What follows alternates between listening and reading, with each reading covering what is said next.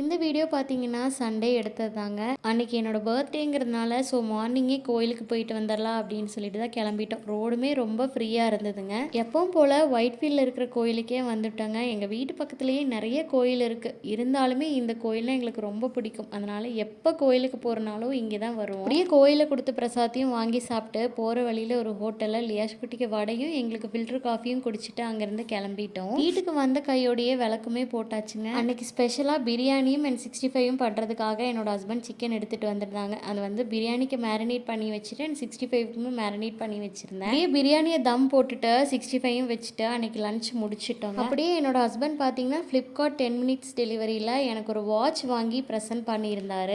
Already என்கிட்ட ஒரு watch இருந்ததுங்க. பட் அது எப்படி மிஸ் ஆச்சுன்னே தெரியல. ஸோ அதனால் இந்த ஒரு வாட்சை வந்து எனக்காக ஆர்டர் பண்ணி கொடுத்துருந்தாரு. இந்த வாட்ச் டைமெக்ஸ் பிராண்டில் ரோஸ் கோல்டில் தாங்க வாங்கியிருந்தேன். இந்த வாட்ச் எப்படி இருக்குன்னு கமெண்ட் பண்ணிடுங்க. மறக்காமல் என்னோட பேஜை ஃபாலோ பண்ணிடுங்க. நன்றி.